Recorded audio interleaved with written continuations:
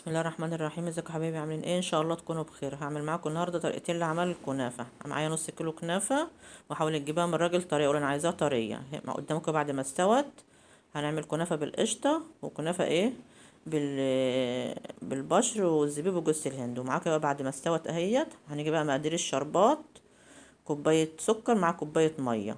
وانت هنحط لنص كيلو كوبايتين سكر وكوبايتين ميه، وانت على حسب كميه الكنافه اللي هتعمليها تعملي الشربات اهو. وتحط عليه فانيليا ونص عصرة نص ليمونه، عصير نص ليمونه. وهنيجي سمنه بلد اهيت ندعها معاكم، نسيحها يعني ما تقدعهاش جامد، خليها تسخن، سخنيها جامد. ومعانا كنافه مطلعاها من الفريزر اهي، هناخدها نكسرها زي ما انتم شايفين كده، ونقطعها كده. وزي ما قلت لكم تقول للراجل عايزاها طريه، عشان الطريه دي لما تيجي تضغطها في الصينيه هتنضغط معاكي بسهوله. لكن الناشفه بتنضغطش، مهما تحط عليها سمنه بتنضغطش، تفضل ناشفه كده وهشه، وما تبقاش ماسكه معاكي وانت بتقطعيها يعني. قطعتها كلها اهيت. هنحط عليها بقى السمنه اهو زي ما انتم شايفين، مقدوحه او سخنه جامد، وتحاولي تخليها كلها بالسمنه اهي.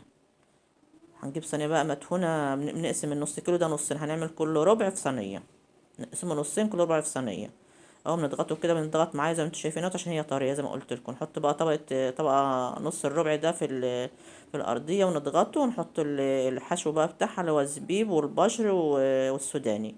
وناخد بقى نص الربع التاني ونحطه فوق كده على الوش كده، ونضغطه برضو. بتنضغط معايا بسهوله اهيت بايديا، عشان هي طريه. وبالطبق برضو او اي حاجه مسطحه عندك اضغطها، شايفين مضغوطه وماسكه ببعضها ازاي؟ تيجي تطلعها خرة تطلع معاكي خرة جميله وحلوه خالص اهي. هنيجي بقى لمقادير القشطة: مج اللبن اللي قدامكم ده، كميته كده، مع معلقة نشا كبيرة، معلقة كبيرة مطرطرة كده نشا على آخرها كده نشا، ومعلقة دقيق اهي. ومنحطش سكر، ونحط فانيليا. وحطيت حتة قشطة من وش اللبن على ده دسمة وطعم جميل. والمقادير الشربات والقشطة هنعملها لكم تحت صندوق الوصف، او في صندوق الوصف تحت الفيديو. اضغط عند كلمة المزيد، هيطلع لك مقادير القشطة ومقادير الشربات. والقشطة بيبقى قوامها كده، بترفعها على نار هادية. ولو هي اللي طلعت غليظة معاكي شوية، فكها بشوية لبن وهي على النار برضه هتنفك معاكي. هنيجي بقى ناخد الربع التاني اللي هنحشيه بالقشطة اهوت. بناخده نص الربع بقى نفرده في الصينية اهوت. نعمل الصينية حتة كده بالكنافة، عشان ما تحط الكنافة ما تسحبش منك وتروح على طرف الصينية وتتحرق منك. هنغطيها كده على ما نعمل القشطة اتعملت اهيت. وهتحط القشطة في النص هتفرد معاكي. وقلت لك زي ما قلت لك، لو القشطة طلعت غليظة معاكي شوية، حط عليها شوية لبن وهي بتتغلي، وغليهم بيها تاني هتفك معاك وتبقى كويسة. وقلبوهم فيها وهي هتفك معاك. بناخد بقى نص الربع التاني نحط على وش الصينية اهوت، تضغط عليه بره. عايزة تحط بقى سوداني زي ما حطيت كده معاه وبشر وزبيب حطي، مش عايزة هتحطي قشطة بس حطي اللي يريحك يعني.